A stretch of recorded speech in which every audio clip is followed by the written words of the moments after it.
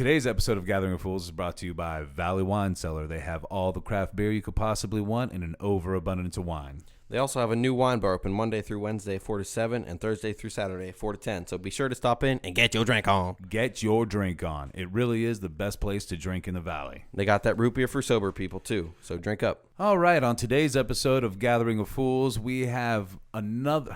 nope. On today's Gathering... Sorry, it just came out. All right.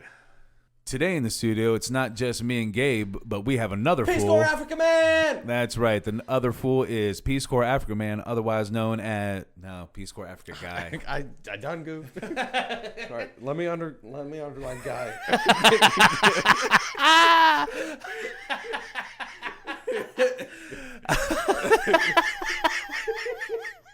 All right, today in the studio, it's not just me and Gabe, but we have another fool in the studio. Peace Corps Africa Guy! That's right, Peace Corps Africa Guy, a.k.a. my friend Adam Morgan. He's going to come on and talk to us a little bit about his time in the Peace Corps. He did 2 tours in Africa. We also talk about Malort, which is a terrible liquor out of Chicago, and in our humble opinion, it can stay in Chicago, okay? And we're done with this episode. I hope you like it. Fuck it. That's it. That's the intro. Fuck off.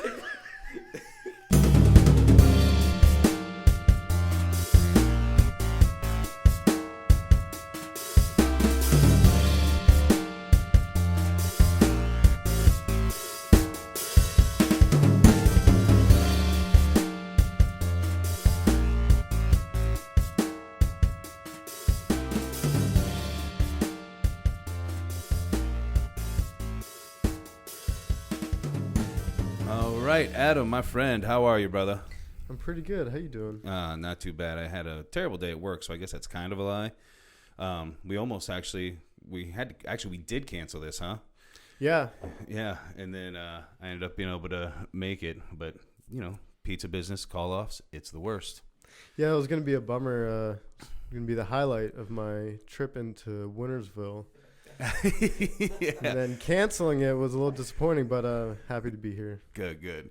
Yeah, I mean, it's not, you don't get back here too often anymore, so that would have been a real pain in the ass. We would have had to reschedule this for around Thanksgiving probably. Yeah, that's true. I was just earlier visiting your brother at his new house, and that's what I was saying is past 2 years I've been back in Pittsburgh, living and working. I just don't get into Steubenville or Wintersville much, and so busy. Right. And so it's always nice to see you all when I do come into town. Yeah. Actually, you travel a good bit for work now, don't you? I do. I'm going to Harrisburg, Pennsylvania, and Washington, D.C. quite a bit. Okay. Well, now what is it that you're doing now? Is it almost like a good lobbying almost instead of the lobbying people normally think of? Yeah, you could say that. Technically, my title is Advocacy Coordinator for the Greater Pittsburgh Community Food Bank. And it's essentially what I'm doing is going to Harrisburg, our state capital, and Washington, D.C., to talk to elected officials about the federally and state-funded programs that feed people. So while we are there lobbying them, technically, but we're doing it without much money behind us and just a good cause in our hearts and on our lips. Right. But that's part of why you're going to these places, is try to get more funding. Yeah, so we rely on significant government funding to get the food that we distribute through the food bank. But then we're also advocating for programs that don't bring food or money into our food bank, but still help feed people. Okay. Like food stamp, the SNAP program, some child nutrition programs that help feed kids when they're in school. Yeah, so you're not even just trying to go get funding for your programs, but just pretty much any programs that will help people that are, that's disenchanted, the right word? Yeah, that's right. Anyone that needs a little assistance in being able to put food on their tables and for their family. Good. We're advocating on their behalf. That's awesome. You've always been somebody to try to find good to do in the world.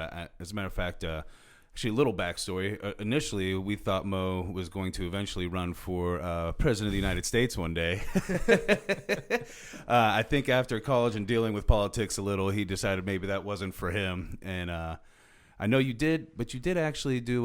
You worked on somebody's campaign, didn't you? Yeah, 2011. I lived in New Haven, Connecticut, working on the political campaign for the mayor of New Haven at the time. Oh, okay. And how was that? It was a good experience. I'm very happy. I have campaign experience in my past. It's not something I'm interested in doing full time, especially now with with a wife and Right. and it's definitely a job that keeps you busy and is better suited for when I was single. Yeah, and I'm sure probably doing a campaign even for yourself sounds like a nightmare. Yeah, I can't even imagine. Yeah. But so through his travels, you eventually decided to sign up for the Peace Corps. Yeah. Now, what made you decide to do that? I actually decided I wanted to do the Peace Corps at some point during my undergrad days in, like you said, Washington, D.C. Mm-hmm. I was going to school for government, but I quickly observed from my peers and people I was working with or seeing that a lot of people did what I did, came to DC to go to school and learn about government and politics, and then stayed in DC to work in government and politics. It didn't seem to me that many of them had a good grasp of the country or the world, but not really having experienced it. Right. So I decided I wanted to leave DC to experience other parts of the country, other parts of the world. And I thought Peace Corps would be a really great way to do that, a unique way to experience another part of the world, another culture. So I, back then, so this was 2009, 10 years ago, it was a much more difficult application process for the Peace Corps. Okay, yeah, because I was actually going to bring that up because I remember for a brief period I was talking to you about how maybe I would like to do it, probably like one of those couple of months where I was drinking too much and figured I had to run away. But I remember you were saying they make it pretty easy. Now, one, they accept a lot of people, and two, because my big concern was having a bunch of bills. So for people that maybe think that would be a great thing to do, they want to do it, but they're like, oh, I have too much responsibility or bills or whatever back home, they actually kind of let you push those bills out so that you can not make payments until you come back, right? Yeah, it really depends on what sort of debt you have and you're dealing with, in what institutions you have that with. But with some debt, you are able to put in deferment while you are serving in the Peace Corps. So I couldn't find that word to save my life. Go ahead. So your debt just kind of sits there and doesn't even really collect interest, and then you can continue paying on it once you get back. It's, for instance, what I did with my my student loan debt. Okay, I was able to put it in deferment and then picked it back up when I moved back. Beautiful, right? Yeah. All right. So besides like the feel goods of serving in the Peace Corps, are there any like fiscal benefits to volunteering in the Peace Corps? There are nominal benefits when it comes to money or finances. There's a couple. So first of all, there's a couple partnership programs the Peace Corps has with colleges. So either do a program that incorporates that Peace Corps service, or providing a pathway to special programs to schools after your Peace Corps service. You are allotted a, what do they call it? A readjustment allowance when leaving the Peace Corps. It's a certain amount of money they give you to readjust back to your society. Life in America. Yeah. It's a little different, huh? Yeah. Yeah, I'll talk about culture shock more in a minute. But, yeah, a little different. So you're originally from Wintersville? Yep, I grew up in Wintersville and kind of grew up with Dave. Grew up with Dave's brother PJ. We were closer in age. knew each other for a long time. And then at some point along the way, Really, when I came back from the military, yeah, we became real close. playing hacky sack in the mall Yeah. parking lot. And then we became really, really close right before you left for the Peace Corps the first time, actually. We spent Right. like almost every day together there for a while. Right. So between when the political campaign ended in Connecticut, I had 3 months before I left for the Peace Corps, and I spent that 3 months in Wintersville. And yeah, like Dave said, we went through a couple MLB The Show seasons in those 3 months. Yeah, it's pretty much all we did was play MLB The Show. I went to work, and he, when I got off work, then we would sit on the couch and play MLB. Not against each other, on the same team, because that's how we roll. All right, so your first trip to Africa, you decided to do it. Where did you go? So I went to Ghana, West Africa, Okay. and I went as a health and water sanitation volunteer. Okay. So what were your duties then? Well, first of all, the great thing about the Peace Corps is you're given a very broad set of guidelines on what you should be working on in your village. And ultimately, they had 3 goals that as long as you are working towards, one of them or all of them, then you're headed in the right direction. And the first goal is to impart some technical skills on the local population for the sector that you're working in. So that was health and water sanitation. So you're trying to teach them how to end up doing this themselves at the same time. Exactly. Yeah. And I don't have a health background. I'm not a medical professional. But what I quickly learned through the Peace Corps training that they provide was that most of what we were teaching and talking about were things that we really grew up knowing, taking for granted. Yeah, I was going to say taken for granted. Yeah. It's basic sanitation and hygiene of washing your hands after you use the bathroom. Hold on. You're supposed to do that? Oh, God. Yeah. Sorry, go ahead. Yeah, washing your hands before you prepare food. Washing food before you prepare it. So things like that the public health education I was doing was a lot of things like that we took for granted. Right. Growing up, where you can't say that same thing for most people in Ghana. Right. Hell, even having a toilet, huh? Right. Yeah. So what kind of living situation were you in the first time?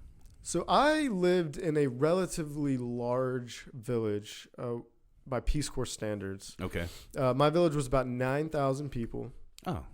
It wasn't geographically a big town, so it had a very urban feel because Right. it was about 9,000 people in a relatively Really small place. area. Yeah.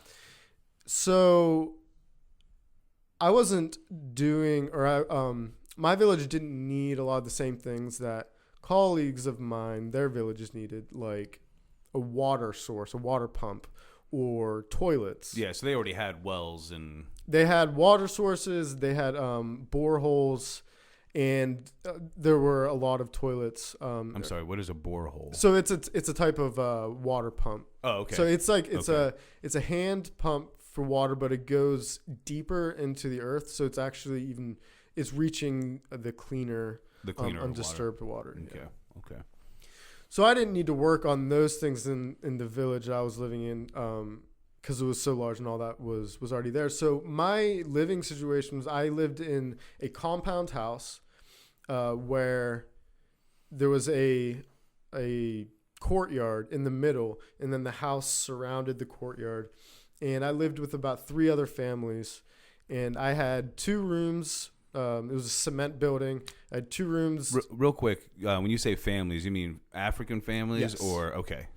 Yes, I was the only non-Ghanaian Okay. living in the village. Okay. And yeah, we each had our own 2 rooms, like, bedroom and common room. And then we shared kitchen area, and we shared bathing and toilet areas. Okay.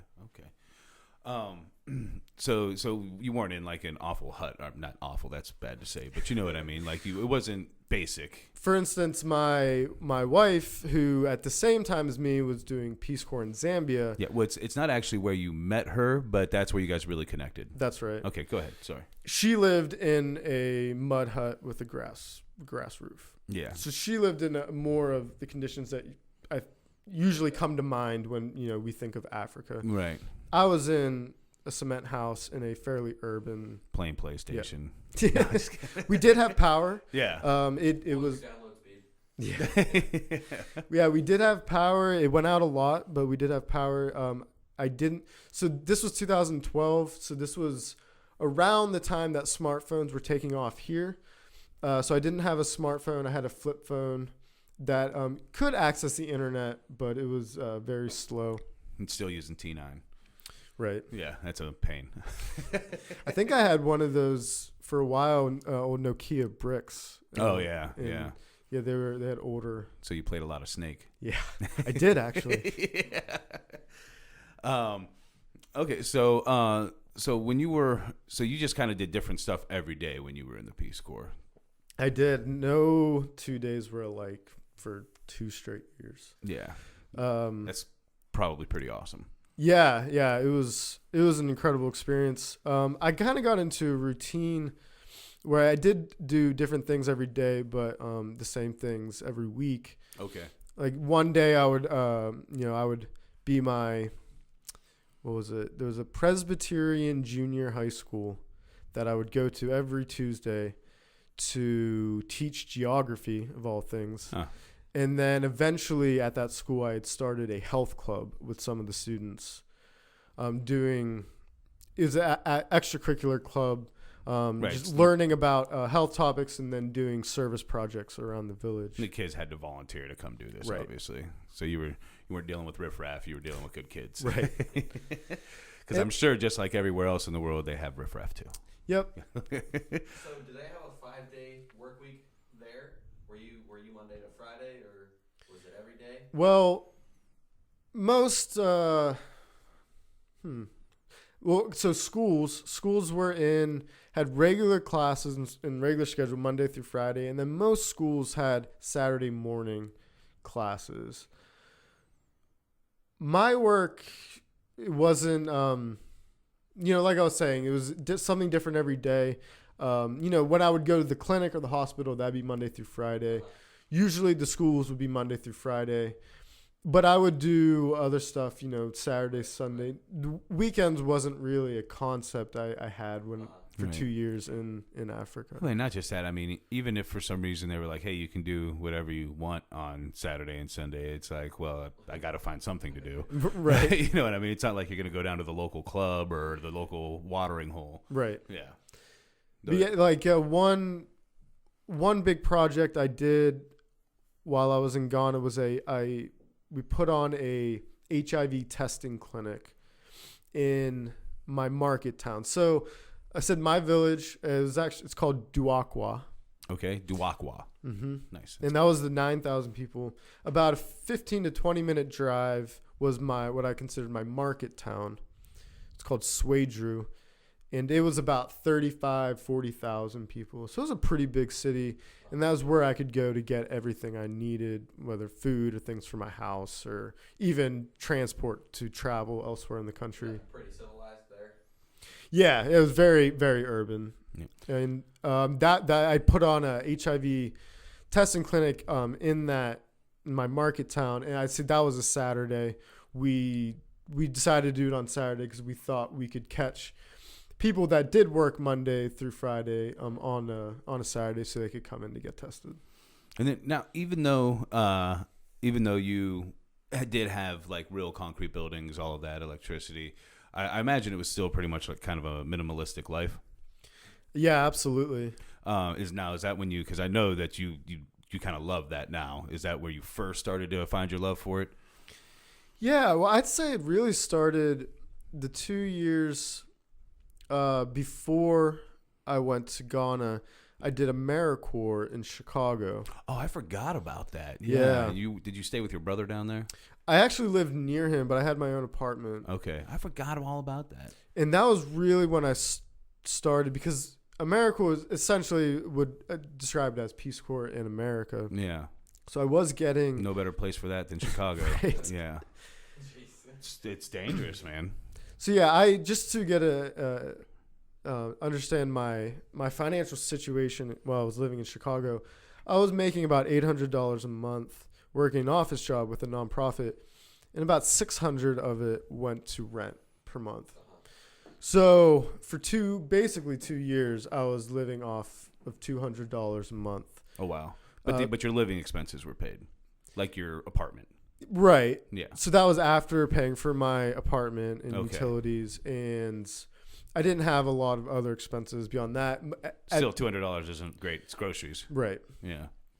So that was really when I started learning how to budget and just living with less. Right. And then that definitely really took hold when I lived in Ghana for the Peace Corps. And more than just living with less, but I think you said like living a minimalist lifestyle, of Yeah. not living opulently, not living beyond your means, having Which is an American theme, is living beyond your means. right, Yeah. just living with less. Only living with the essentials Right. to Yeah. be able to continue to live.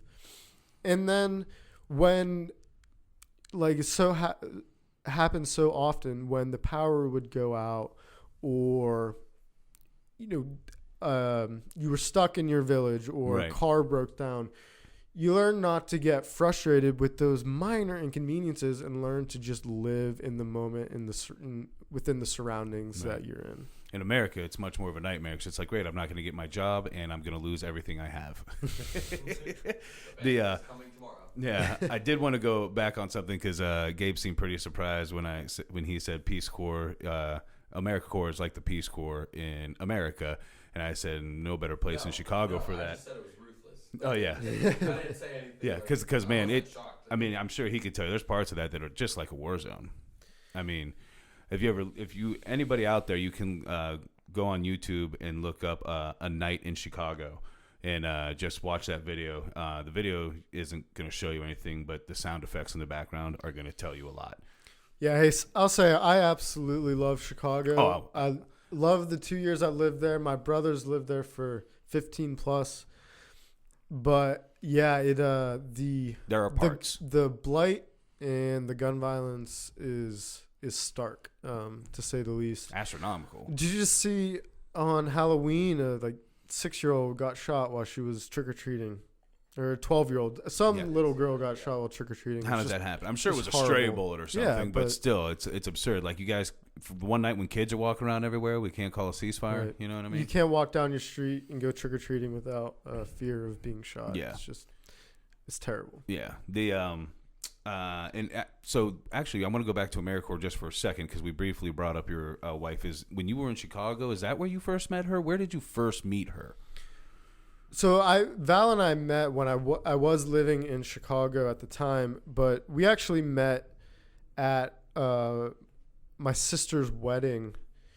So Val went to Ohio State, where my sister went, and my sister Tessa was friends with Val's sister and now brother-in-law. Okay. So eventually our siblings introduced us, and that was when I was living in Chicago, and that was about 5 or 6 months before Val left for Zambia. Okay. Did she do a longer that first tour in the Peace Corps? Did she do a longer one than you? No, it was the same amount of time. She just ended a year before I did. Okay. So when she ended her service, she actually came to Ghana for a month to stay with me, and then we did the first 11 months of our relationship from a distance. Yeah, which is crazy. But you guys really came to know each other very well while you were both in Africa. Yeah, we talked on the phone as much as we could, but couldn't often because it was very expensive. Yeah. It was actually It's not like there's cell towers everywhere. well, there actually are, and there are the cellular network in Africa. I don't know if it's still true, but in 2012, I know that the cellular network in Africa was better than in America. Are you kidding me? Is that real? It was 7 years ago. Look However, that it up. was Seriously. it was easier and cheaper to call America from Ghana than it was to call Zambia from Ghana. That doesn't make any sense. Yeah. So we weren't able to actually speak to one another very much, but we, believe it or not, pen pal. We wrote letters to one another. I think that's awesome. I feel like I don't know why, because I'm terrible at checking my mailbox, but I feel like I miss the days when people wrote letters to each other. Yeah, I hate email, I can tell you that. I wrote and received the most amount of letters in my life the 2 years I was in Ghana. Really?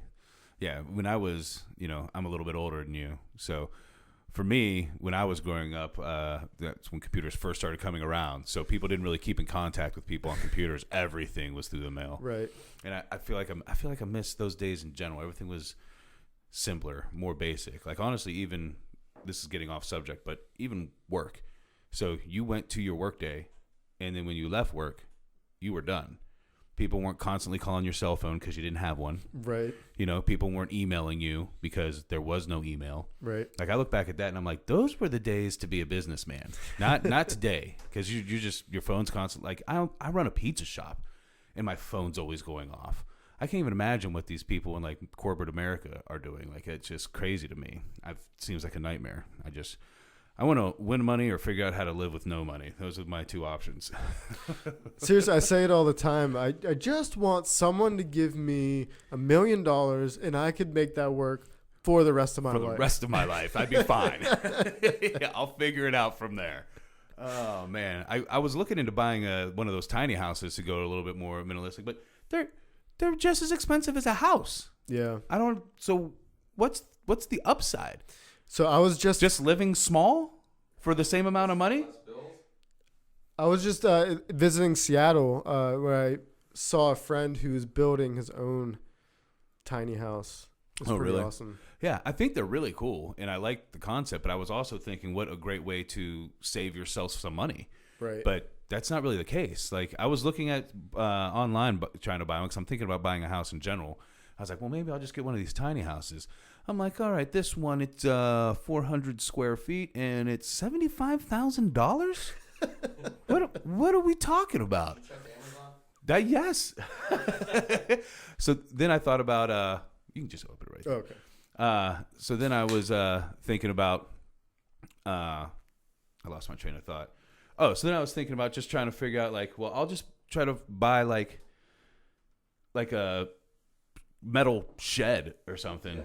And even still with nothing inside of them, they're still like $20,000. Like, why would I don't understand. I'll just buy a house then. Like, I don't understand. But okay. But, back to that. So then, she comes back from Africa before you, and then, you come back and, we all live it up. And then I'm trying to remember, you and Val didn't move in together right away, did you? We did. Oh, you did? Yeah. I couldn't remember. In Pittsburgh. Well, I came back. It was maybe a month or two of Okay. couch surfing. Yeah, then we got an apartment together in Pittsburgh, where then a couple months later started my graduate degree. Okay, yeah. And then how long till it's just, to me, it's crazy that they pretty much, I mean, they didn't meet in Africa, but they pretty much got to know each other in Africa. To me, that's living how many miles apart? A few thousand. Yeah, that's crazy. And then you said the first real, what you said, was it 11 months? Well, let's think. It was January of 2013 when I flew from Ghana to Zambia to visit Val, and that's when we officially started dating. Okay. So then it was 14. The first 14 months we were Very far a apart. distance. Yeah. Yeah, that's crazy, and most people can't do that. So good on both of you. But so then you guys get back, you move here. How long till you guys were engaged? Couple months. Okay. I honestly think I might have proposed before we even moved into our apartment together. Were there beers involved that night? Yes. I figured. We were actually on our way off of the Appalachian Trail, hiking our way into Harper's Ferry when we stopped to cook dinner, and I proposed then. And then that night we slept indoors in Harper's Ferry, and we had a few beers. So, Gabe, my first question for you is, so why are we so lame that they're like in Africa? He proposes on the Appalachian Trail. Where did you propose? Applebee's. White House in South Carolina. God, That's pretty good. I'm the only lame one. Single and lame. This is why. Somebody come to the podcast studio. I'll propose to you here. Buy a tiny home and you can just drive it somewhere. Yeah, actually, I would prefer it if they bought me a tiny home because they're expensive. So I do want to get to the wedding actually because it was an awesome wedding. I don't want to say it was my favorite because it might piss some people off. But And you haven't went to mine yet. that's true. But it was awesome. Where was it at? What's the place called again? Madison, Ohio. Madison, Ohio. Suburb of Cleveland. Yeah. Yeah.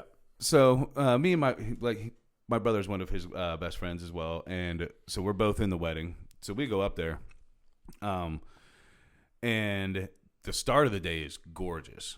Now the layout is there's like 2 pavilions on each side, and then almost like courtyard is way too fancy of a name, but just a concreted area in the middle, and it's just surrounded by woods. There's not like a big beautiful hotel. It's not a crazy thing. It's just a nice, awesome, visually good area for woods and everything. But it's a beautiful day for the wedding. Yeah, the actual ceremony, the weather was great. It was perfect. And after the wedding for the what's the party? Reception. For the reception, it was pouring rain almost the entire time. It would rain hard and then slow up. It would go on and off. But it pretty much rained. It even waited till after we ate dinner. Yeah. And then the rest of the evening, it was pretty much a constant rain. So, we did move speakers and stuff like that, but you would think that would have just been like, okay, we're all hiding underneath the pavilions and just trying to stay dry. No, we danced in this open area in the rain the entire time, nonstop. The whole night. And it was just the most fun. Like people were kicking up water everywhere because it was raining nonstop. Sometimes really hard, you're right, but sometimes light, but just nonstop rain. Yeah. So much fun. I got way too drunk. I'm pretty sure I told everybody I was in love with one of the bridesmaids. That sounds like you. Who I think I talked to maybe twice after that because love is such a strong word, and when you're drunk, it comes out of my mouth very easily. But she is an awesome girl. Oh, dog in. Give me 1 second here, folks.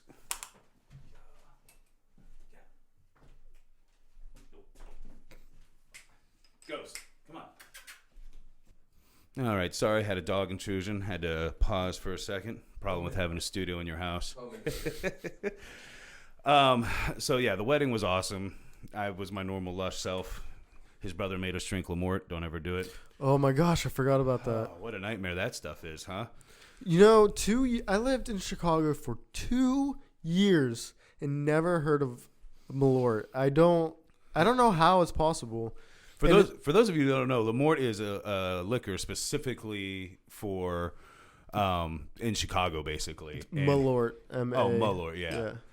And it is the worst alcohol in the world. I'm pretty positive. I can't remember what they make it out of, but it is truly disgusting. Yeah, he's gonna try to pull it up for us here. Let us know when you got it up. But yeah, it is awful. Well, I'll tell you one of the things I did love about your wedding too is we got some good hacking in. We did. Yeah, we love hacky sack. We're those people. All right, so Jepson's Malort. It's a brand of Basque liquor. See, I don't even know what that is. What is a Basque liquor? Here's 14 facts about Chicago's bad tasting liquor. Yeah, let's look at that real quick. Oh, this isn't. If anyone listening, Google Malort face. You'll get some really great pictures. Oh yeah, we're gonna look at that in a second. We will eventually have video. We don't have it now, so sorry for you guys, but we will read this to you. So where are these facts at?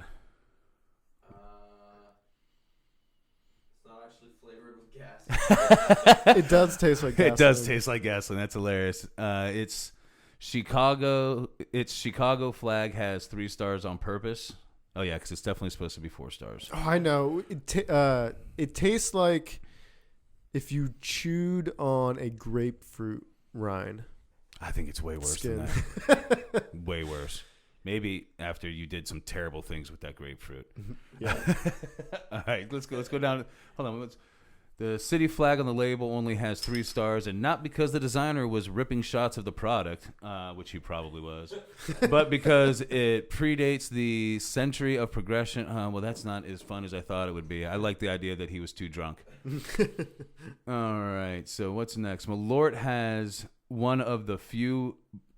was one of the few beverages Carl Jepsen could taste. Oh, so the dude had no taste buds. That makes a lot of sense. Yeah, actually. as a cigar shop owner and avid smoker, Jepsen loved drinking and selling Malort because it was one of the only things his tobacco-ravaged tongue could actually identify. Listen, I smoke a lot of cigarettes, man, and I can taste all kinds of stuff, and I can also taste that was terrible. That's really funny. That's hilarious. It tastes so bad.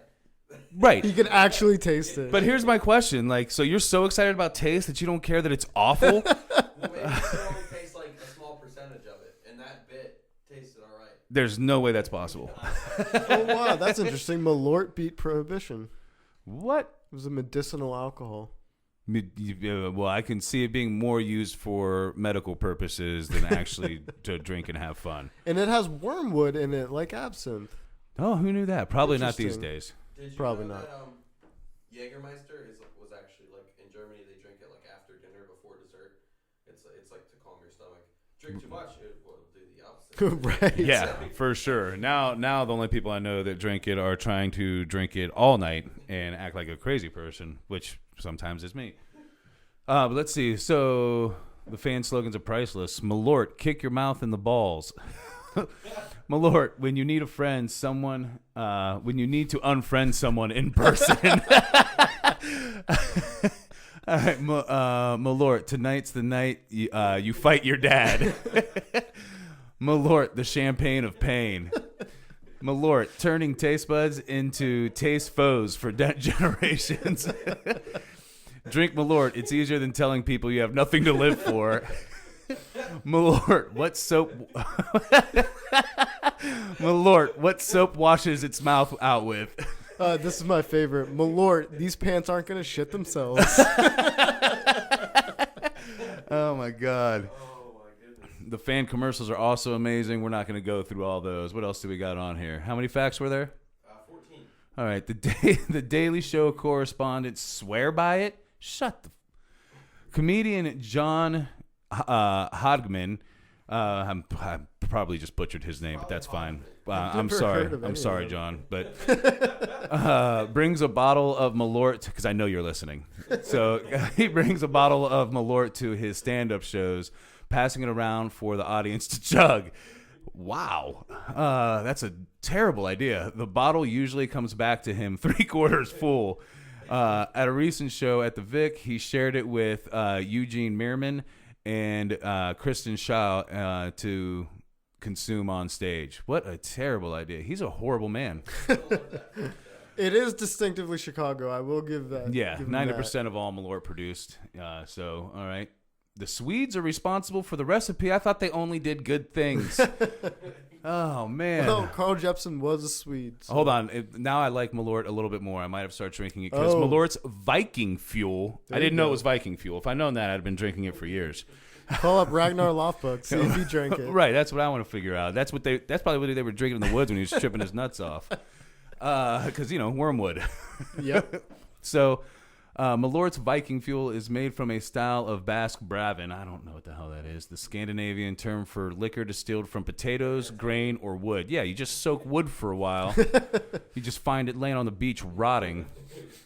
And translate to bitter distilled spirit. Yeah, bitter. Okay. It's a little nice. Definitely bitter. Yeah. What's that? I can't see that. It was used to ease menstrual cramps. I can believe that. It doesn't actually ease the pain. It makes you hurt somewhere else. It just makes you forget about them. You're like, what was I complaining about earlier? All right, now what do we got? We only got a couple more here.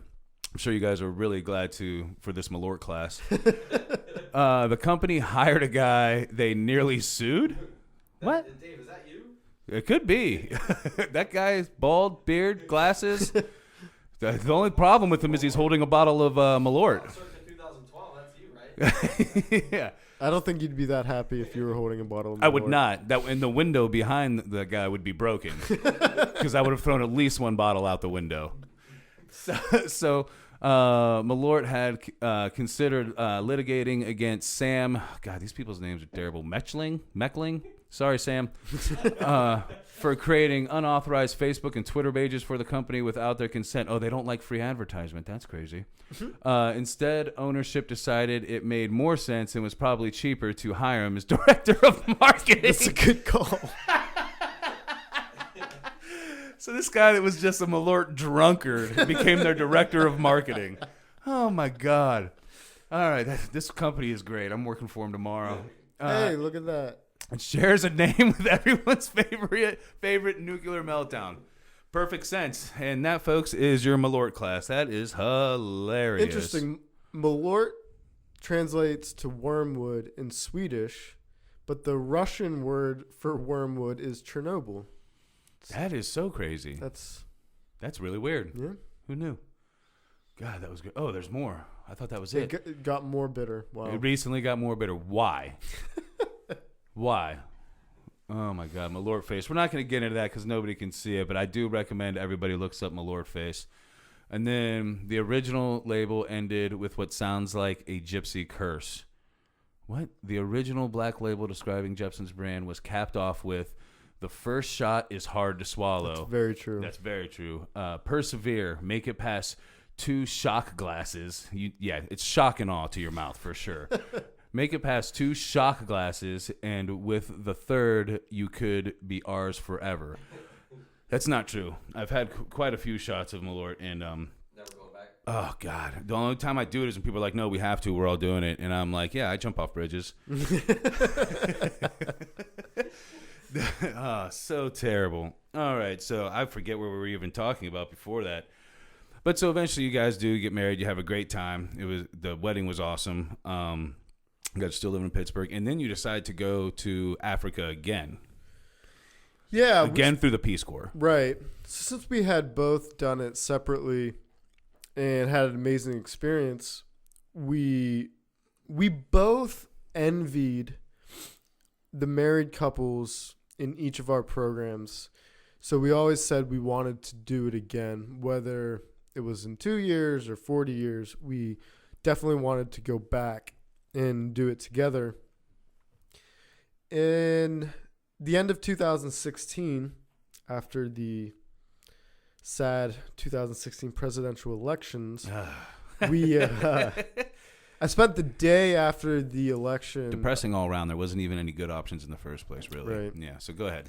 But the day after the election, I spent the day in my bathrobe drinking Jack Daniels from the bottle. And then by evening time, sobering up a little bit, and Val returning home from work, is when we decided it was the time to go back and do something together. Which is awesome. So ultimately what we decided on was doing Peace Corps Response. Ooh, what does that mean? Which is slightly different from regular Peace Corps. Okay. Peace Corps Response started as the Crisis Corps in the 90s, I want to say. I'm not exactly positive on that. So it's like shit went horribly wrong, whether it be weather or some sort of pandemic, and the Peace Corps rushes in. Right. So Okay. it was like a quick action response team to a natural disaster or an emergency need somewhere in the world. Yeah, SWAT team of the Peace Corps, no weapons. Right. That'd be weird if you had weapons with it being the Peace Corps. All right, But, fast forward to 2017, it's turned into Peace Corps Response. And while it's still a quicker and more shorter term service, it's not quite what Crisis Corps started as. Okay. So they have programs that run anywhere from 3 months to 12 months doing various things depending on what program you're doing and in what country. So now it's almost more like it's not like crisis response. It's more just you can do this for a shorter term than the normal Peace Corps. Right, and it's more specialized than regular Peace Corps. Like you have to have it's like applying for a job. You have to have very specialized skills in a certain area to do the different projects they have. Okay. So we went to Rwanda, still in Africa, a new country for like both of us. Like the movie Hotel Rwanda. Right. Okay. Right. So in the months leading up to our departure, that was when we would tell people we were going to Rwanda. That was always the first thing that everyone thought of was the movie Hotel Rwanda and the genocide happened in 94. Most people in my life were alive at the time and can remember when that happened. So that was often what got talked about. And while we didn't, just real quick, let's just because I'm sure not everybody knows. So if you could just actually tell people about the Hotel genocide. Rwanda, yeah, sure. So the Rwandan genocide took place in 1994. It was a short but very intense and one civil war between two tribes in Rwanda. Historically, there were actually, when I say historically, I go back to the Belgian colonial rule of that area of Africa. They created these two tribes, the Hutus and the Tutsis. And the Hutus were the minority tribe, but they were the people that were put in positions of power. Okay. Kind of like most places. Seems like the minority of people have that. Right. You know what I mean? The wealthy. So it was the Belgians' way to suppress the majority. Okay. By putting this minority in power. So the Hutus were primarily receiving their support and power from the Belgians, who were then able to, a lot of times, oppress the majority, who were the Tutsis. Yeah. 1994, the Hutu president of Rwanda plane was shot down while returning to Rwanda from somewhere. Okay. The Hutus immediately blamed the Tutsis and started massacring as many Tutsis as they could find. Okay. I don't think it's ever been actually proven who shot the president's plane down, but it's pretty much agreed on that it was the Hutus that shot their own president down and as justification the Tutsis to so it was weed out some of the population. Right. Yeah. So they started massacring Tutsis. It lasted, God, these figures I should remember, but I don't. 1 or 2 months. Very little intervention from the international community, from the UN, or from the United States. It's actually what Bill Clinton now says is his biggest regret from his 8 years as president was not intervening in the Rwandan genocide. Yeah, I mean, that is unfortunate.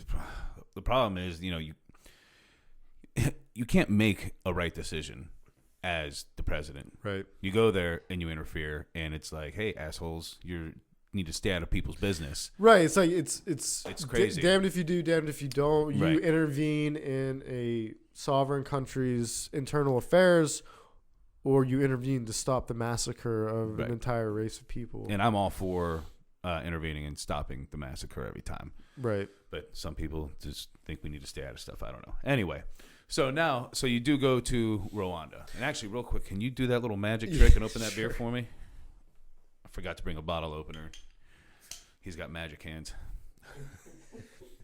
That's what I'm going to call you. So to quickly bring the history lesson up to date, the general that led the Tutsis to end the genocide and to kick the Hutus out of Rwanda in 1994, his name is Paul Kagame.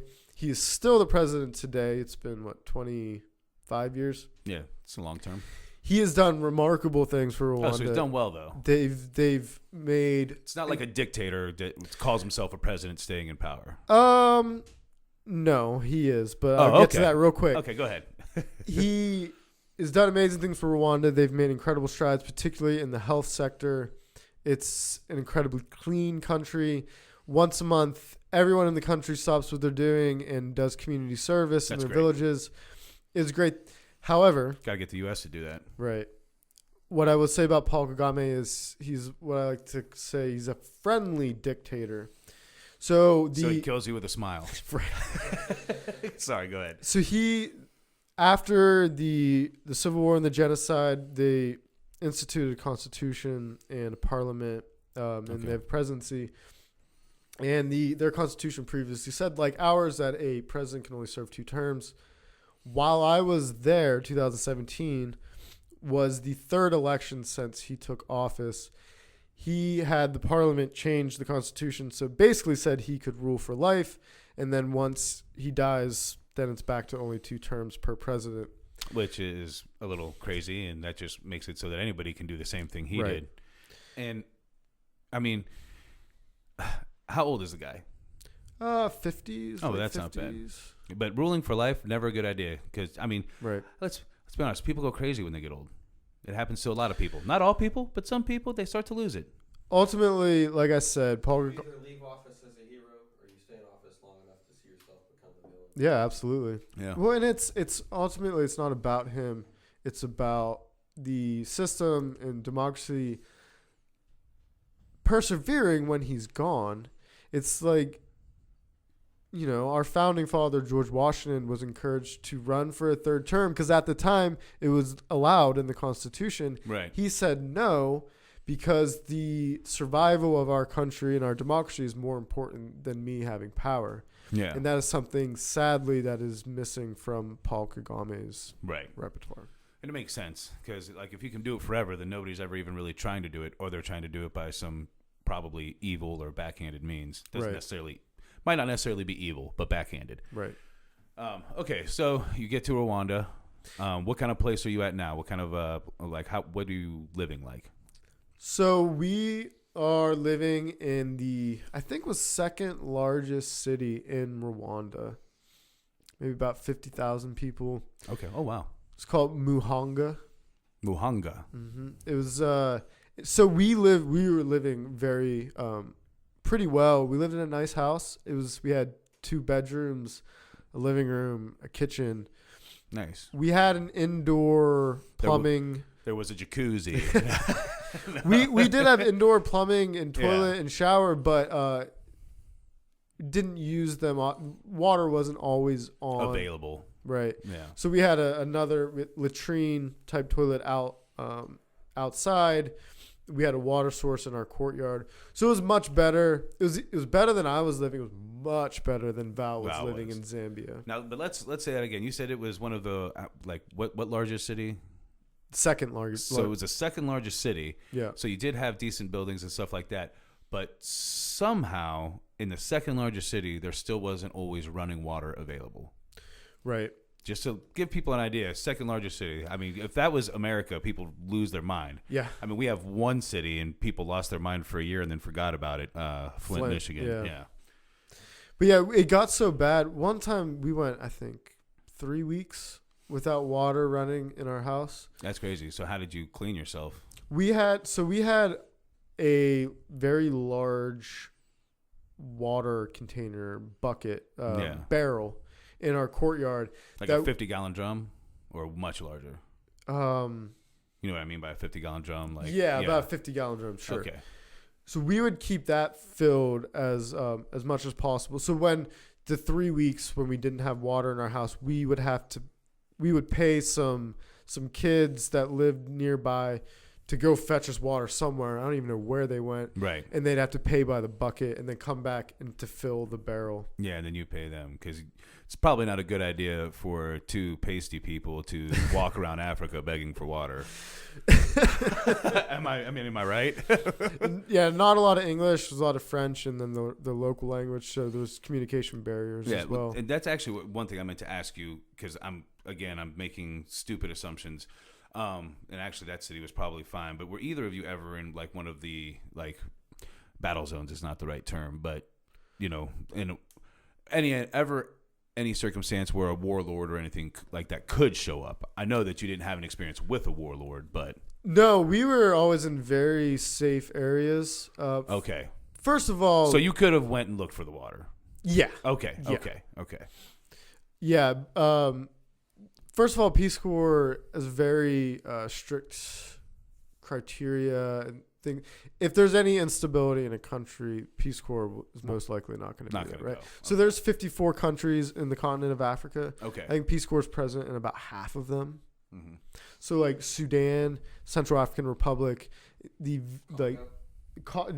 Congo, like very unstable countries. Peace Corps is not there because they can't guarantee the safety of their volunteers. Okay. Well, that's good.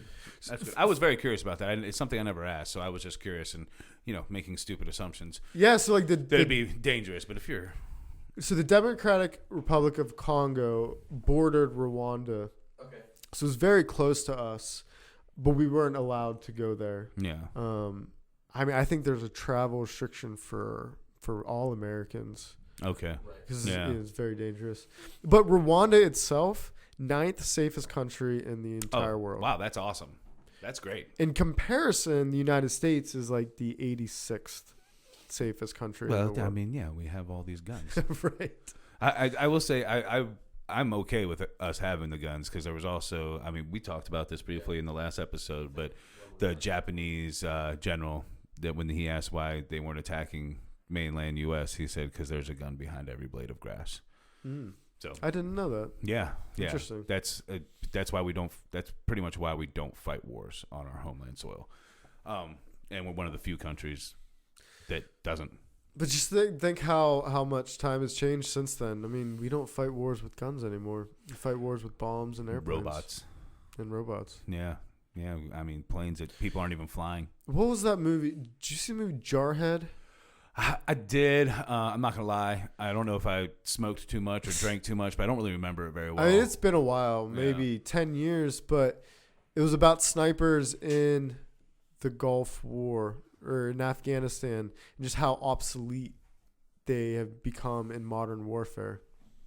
Oh yeah. I mean, unless somebody's entrenched in a elaborate building or a cave or something, I don't think we're really sending people in because drones are doing everything. I did watch a movie about a guy who, and I don't remember it very well either, but a guy who flew one of those drones, and it might have even been an episode of a show. I don't know, but regardless, it was this. I can't imagine that. Like, you are flying this thing and killing people, and you almost, to me, they almost feel like soulless because they're not face to face, they're not whatever. And those drone strikes end up horribly wrong quite often. Yeah. You get the wrong guy and this and that. And I've struggled with the use of drones in our warfare for years now because I understand both sides. The use of drones saves lives for the people that would otherwise be flying those fighters, but they're so prone to mistakes and civilian. Yeah, prone to mistakes, and for some people, I think it takes almost the realness out of it. And Yeah. I think if you're going to be in a war and everybody's going to do this, I think there should be realness to it. Understand the consequences, Right? Because it's a nightmare, and it's whether if we're not there, there's still people on the other side of that. So when we send a drone in, there's still a nightmare for these people. All we did was take the nightmare out for us. I mean, wars in general should stop, but they're never going to. And I just think, I don't know. I think it's a poison. I really do. One day, just watch Star Trek and remember that one day we'll get there. We'll eliminate warfare and famine and live in harmony while exploring the galaxy. And we'll be able to set our phasers to stun. Oh, that's great. What was I going to say? Okay, so you're in Rwanda. What did you guys do this time in Rwanda? So we were actually working mostly an office job with a local nonprofit. Okay. So this organization historically had worked in water, in installing water sources for the rural areas around Rwanda. So helping villages, have water to drink. That seems to be the theme with most things that happen in Africa. Like I listened to a couple different podcasts. There's this MMA fighter. His name's Justin Wren, and he actually goes and digs wells and teaches them how to use them for pygmies. And it just seems like that's the theme for most of our work in Africa, whether it be the Peace Corps or just people going on their own. It seems like it's almost always water. I mean, is it just water poisoning everywhere? I don't understand. Like, what? It's a huge place. Yeah. I mean, pretty much everywhere else in the world can fit inside of Africa, right? So how is there? It seems like there's no water. So, I mean, when it comes down to it, water is life. Yeah, 100%. Well, our body's made up of what's the percentage water? 75 or better. I think it's more. Look that up real quick, just so because that's a really stupid thing for us to not give people the right number. Would you say the world or your body? Your body. Oh, it's like yeah. 80 or 90 some percent, right? Water. I could be wrong. Yeah, it's. I don't know the 73%. Oh no, 60%.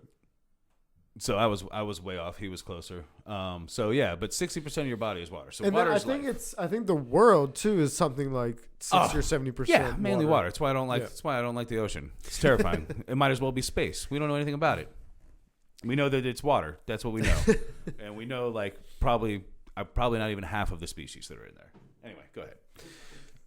So yeah, basically it's what I touched on earlier about taking for granted this knowledge of, well, not only the knowledge of knowing the importance of clean water, but having the infrastructure in place to have clean water. Right. Right. So and the people that are there knowing how to operate it, take care of it. Exactly. Yeah. Okay. So they have the water sources like we do. They just haven't figured out how to not enough people have figured out how to maintain it. Right, and maintain it, but then also,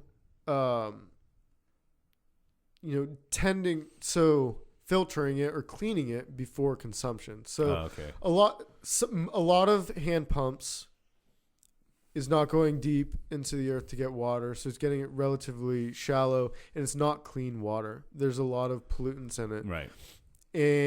Or if they're getting their water sources from a stream, it's not clean enough for consumption. And when they do consume it without treating it, is when a lot of their health problems. Yeah, awful. I mean, that could be terrible.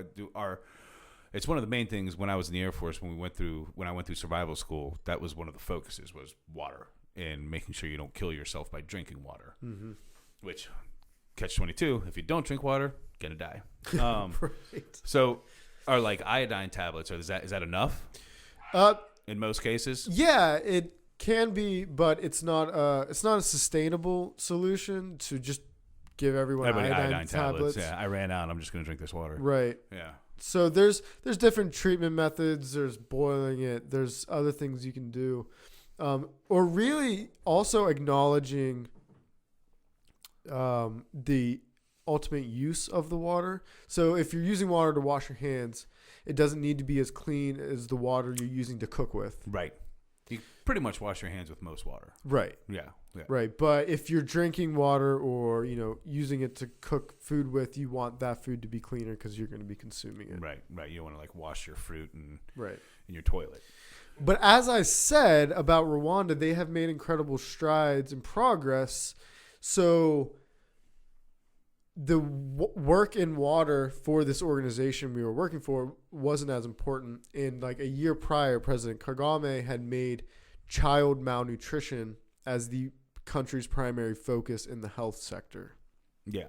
So Val and I were there trying to help this organization shift from being primarily water focused to being primarily nutrition focused. Okay, so it's like you guys have the water, but we need to make sure the water is good, or just nutrition in general, food, everything. Yeah, just nutrition in general. We were trying to help people start. We call them perma gardens. They're basically kitchen gardens where they're small gardens, not meant for selling, but just to provide fresh vegetables for your household when you're cooking meals. Okay. So we were just essentially trying to get people to eat more vegetables. Yeah. Grow and eat more vegetables. Yeah. And more importantly, feed their children vegetables. Yeah. Which, first of all, people keep trying to get me to eat more vegetables. I try. I actually don't mind vegetables, but I don't honestly think that that's a problem in a lot of U.S. households too. To be honest, Yeah. pizza rolls. Here's your dinner. Right. So but the flip side of that is America, nutrition and health crisis is obesity, while in Rwanda, it's malnutrition where children are getting loaded up on carbohydrates but not getting enough vitamins and minerals. Right. Because carbohydrates always the easiest way to feed mass amounts of people. Easiest, whether it's good. cheapest. Right. Yeah. It's actually, from my understanding, and I could be completely off at this, maybe Gabe will look it up for us, but bread actually changed because of like famines and stuff like that. First of all, we were never supposed to really eat bread. But I heard that now, like part of the reason there's one obvious reason why gluten intolerance is a thing.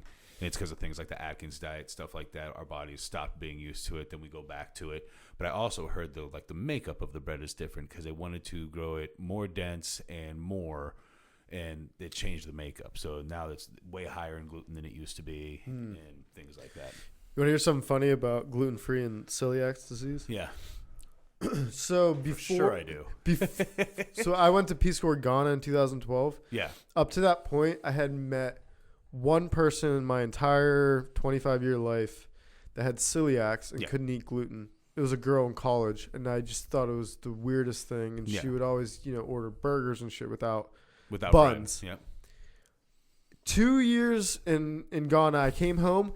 Fucking everyone is gluten free. Like, what happened? Yeah, It was an epidemic of celiac disease just ravaging the American population. It's so crazy. I went most of my life up until this point without ever even hearing the word gluten or celiac. Right. And then somebody one time said to me, "Oh no, man, I can't eat gluten." I was like, "I don't even know what that is.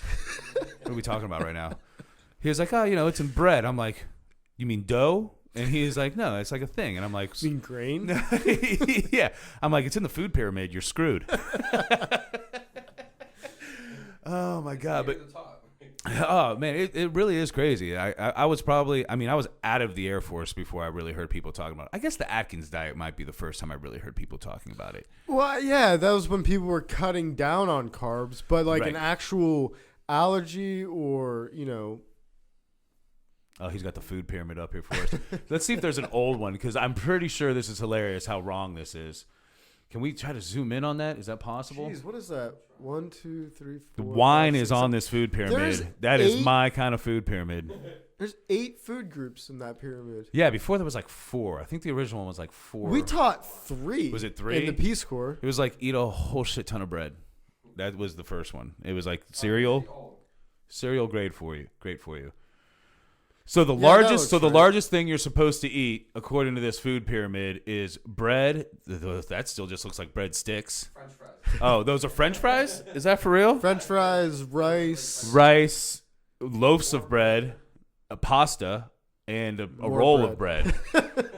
So you're supposed to eat more bread than anything. That is absolutely carbohydrates is supposed to be the biggest part of the meal. Yes, absolutely.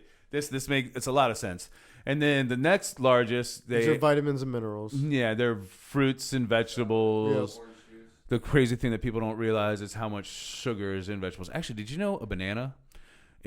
Banana is healthy for you. Good source of potassium. Did you know that as soon as you blend a banana, it turns into straight sugar? Really? Yeah, isn't that weird? I thought I was being really healthy drinking all these strawberry and banana smoothies, but for some reason I kept getting fatter. And there it is. Yeah, doctor. Yeah, 6 of anything isn't good for you. But Dr. Rhonda Patrick, I heard her on some podcast talking about it. She was speaking on it. But hold on, I'm not done with this. So then the third one is dairy. Dairy. Yeah. All the milk, all the cheese. Yogurt. Yeah. And then very small amounts of meat, which I actually do agree with. I think we eat too much meat. Yeah. I will always eat meat, but I do think we go too much. And then what is that?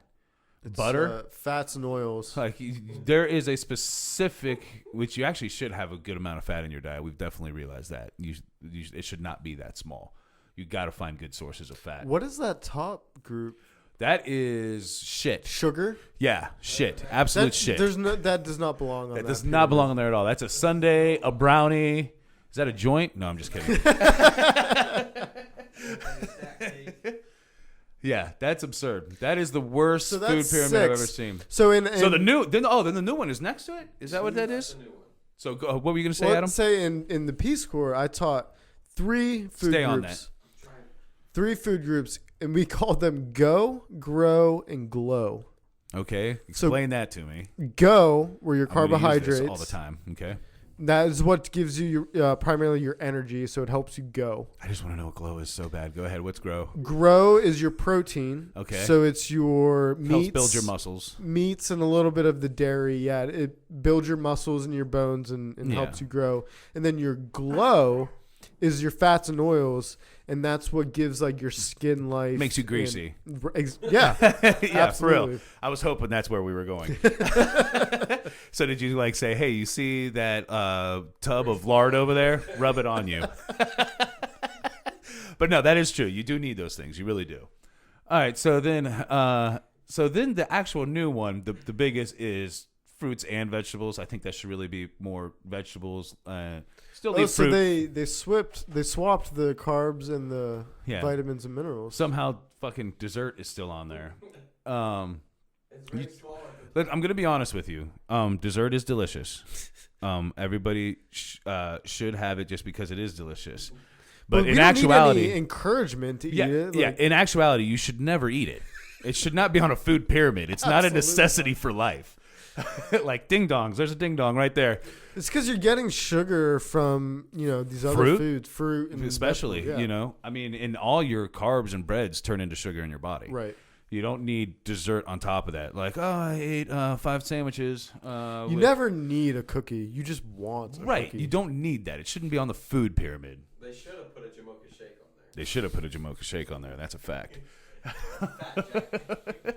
So then still they got carbs up there. Just like we're still number 2, man. You ain't getting rid of us. Yeah, it gives you your energy. God, that's. I feel like you don't need that much carbs because fat also gives you energy. So your body, right? You can teach your body to burn one of 2 things as fuel. You can teach it to burn carbs, which is pretty much a standard American diet, Right. and also what makes a lot of people pretty chubby if they're following that thing. Like carbs, you need them. You do need them. All right. I don't fully believe in keto because it's like no carbs. I'm like, no, just keep yourself in ketosis and eat some carbs. But fat is your other fuel source. Okay. And your body can learn to burn one of 2. And I would like mine to burn the fat so that I'm not fat. So, because it'll always attack the carbs first. You know what I mean? Right. And when you carb overload, what happens? You don't have no fucking energy. If you carb overload, you eat a whole bunch of pasta, it's nap time. Yeah. But yeah, you can teach you to do both. Carbs should be on the list without a doubt. I don't think it should be number 2.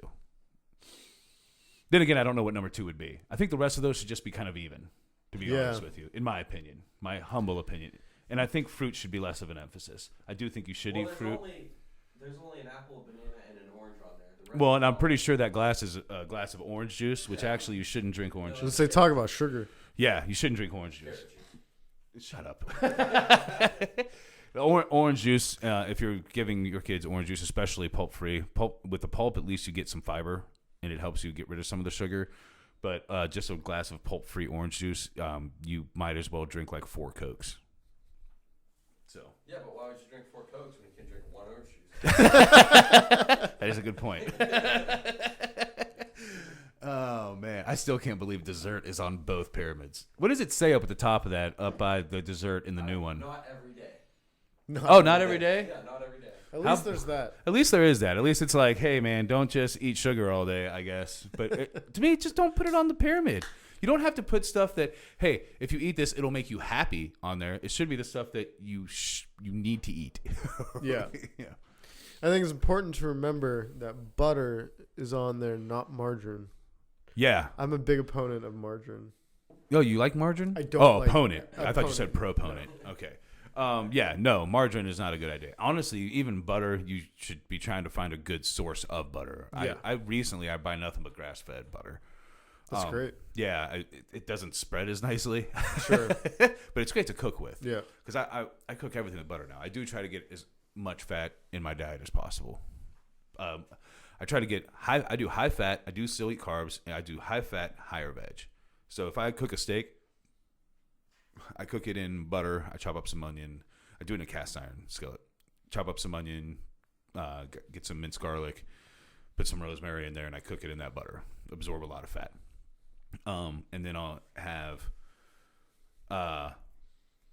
broccoli and spinach and kale. Couple vegetables. Yeah, I go high veg, high fat, higher veg, and then whatever carb I decide to eat too. I don't go no carb. It's not a good idea. Yeah. You're gonna feel like shit. By the way, quick aside, if you're ever looking for new cast iron items, my brother has a side business, an Etsy shop, where he sells primarily cast iron skillets or anything he can find. He frequents thrift stores all over Illinois and around Chicago, and he'll get old cast irons, refinish them, and then he's done a ton of research, so he knows like the history and like the good ones, and then he sells them on Etsy. So if you're ever looking for a new cast iron, check out Will's Etsy page. Do you know? I mean, can you plug it now? Do you know what it is? Willie's 4-star Vintage on Etsy. See, that's a good brother for you right there. He knew it immediately. Say it one more time. Willie's 4-star Vintage on man. Etsy. Oh man! All right. So, I think we pretty much covered Peace Corps time, huh? Yeah, just that I loved Rwanda and had a great experience there. I will say, though, it was a new experience and often difficult living there, strictly being a post-conflict culture. Oh, yeah. So what they went through in the genocide, it was only 25 years ago. So a majority of the population remembers it. Yeah, I'm older than that. So right. It's really, it sounds like a lot of years. It's not. It's not. I mean, I was young, but I remember hearing about it on the news, on television. So it's difficult living in a post-conflict culture. You don't talk about it. Yeah. Anytime I met someone new or just talking to anyone, you never talk about it. You only talk about it if they bring it up. It's like right. Fight Club. It's exactly like Fight Club. Do not talk about it. I actually just saw a clip from, I forget the guy's name, from Monty Python, John Cleese. Yeah. Is that correct? Yeah. So he had a TV show. My friend John Decker just showed this to me. He had a TV show about him running a hotel or something. He had hurt his head, and this is in England, and obviously, and he a bunch of German people were coming to stay in his hotel. And he kept telling everybody, just whatever you do, don't mention the war. Just don't mention it. Don't bring it up. And of course, he keeps accidentally bringing up the war. so I imagine it's kind of like that. Actually, the funniest part about that, though, was eventually the Germans get really mad because he keeps accidentally bringing it up. And they say something about being mad, and he goes, well, you started. He goes, the German guy, we didn't start it, you started. He goes, you invaded Poland. Oh my God, I was losing my mind. It was too funny. Anyway, but yeah, I imagine that's a tough scenario, and probably something you kind of want to learn something about, even though it's a horrible scenario. Yeah, I mean, you want to learn that history. I mean, if you're anything like me, I still want to learn the history, even if all I do is get a little bit sad about it or a lot sad about it. I'd still want to learn about it. Absolutely. And the first week that we were in Rwanda, we went to the main genocide memorial in the capital of Kigali. So there is at least a memorial. They haven't completely buried it or anything. No, there are memorials all over the country. Oh, good. There was even a local one where we lived. We went to the main one in Kigali. We were there for about 3 hours, and I swear to God, my eyes weren't dry for 3 hours. Yeah, I believe it. It was. I had also previously gone through the Holocaust Museum in Washington, D.C. Similar experience. The genocide memorial in Rwanda probably affected me more. It definitely affected me more. It probably did so because I was older and more mature and understanding what I was seeing when I was seeing it, but it was incredibly and probably intense. something you things that you are learning about more for the first, even though you knew about it, but things you're really more learning about for the first time probably affect you more. Absolutely. Like the Germans, the Nazis, we all very much grew up learning about that, but not everybody's learning about Rwanda. Right. know? I mean, think about how many World War II movies there are Yeah. versus the one single Hotel Rwanda. Yeah. Get out of here. Yeah. So, now for the Peace Corps, obviously you're very glad you did it. Yeah. Yeah. And anybody that is thinking about it, you would recommend it.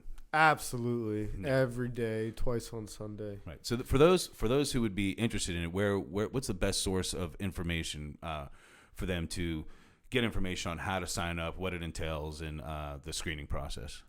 Yeah, I mean, so the first place you should go is peacecorps.gov. I mean, that's the main website.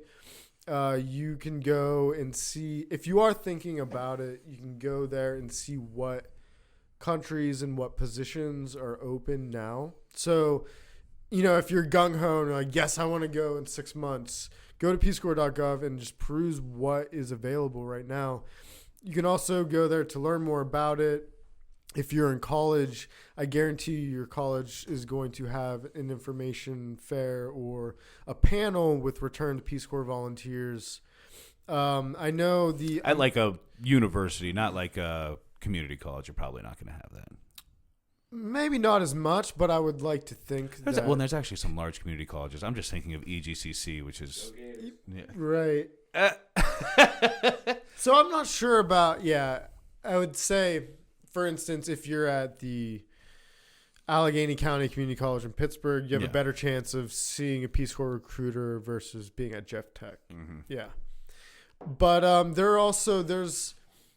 there's a big Peace Corps alumni network and just recruiting network. They do focus on educational places like universities, but their recruiters are out there trying to get anyone to go. It's not just for young people straight out of college. Right. And I don't think it should be. It's at any point in your life, it's available to you. God, honestly, I think if you're lost in life and you really can't figure out what you want to do and you're just not happy with how things are going, I think it's probably an amazing experience for you to kind of go find yourself. Absolutely. And I think if you're in that scenario, I honestly think you might just go hut. Where do I live in a hut? Yep. Honestly, just go back to the basics, because so much of the nightmare that we live in the United States is people created because of how our economy and everything works. I mean, we're an economy of debt. Yeah. So... And we're a culture of convenience. When, when my wife talks about her experience in Zambia, she would talk. She didn't have electricity or power in her hut. Sun would go down at like 6 p.m. People would ask, "Well, what do you do the rest of the night?" Like, I'm doing the things I need to do to live. I'm going to get water. I'm cooking my dinner. I'm making sure my house is operating, and then.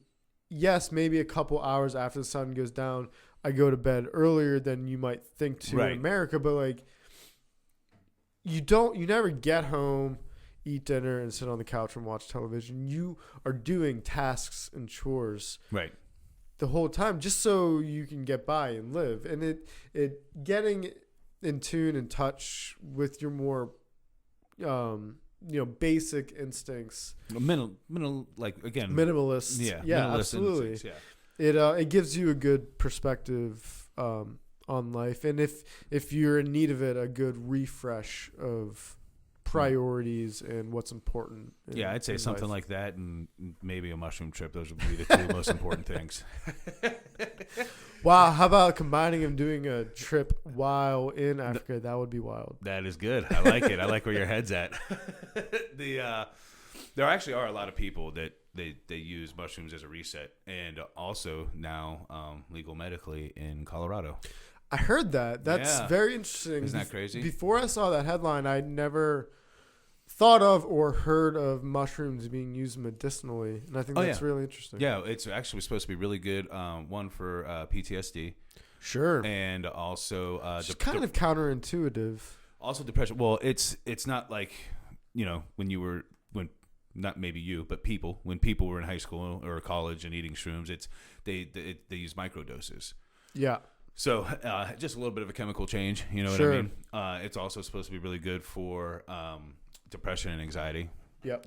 Like just, I haven't read the research, but I've listened to a lot of different people talk about it on different podcasts, doctors and stuff, not just random assholes. Don't mean assholes; they're probably great people. But maybe. Yeah. But apparently the results are stunning, and it's been helping people a lot. It's kind of crazy because you can do medical tests in the United States with mushrooms, but not with marijuana, because marijuana is a Schedule I drug federally. Still, remarkably, how is that possible? How is that possible? Heroin, well, the opiate plant, you can do medical tests with that, though. That's fine. That's crazy. Yeah. But back to the minimalist thing. The older I get, the more it's appealing to me, but still hard for me to do.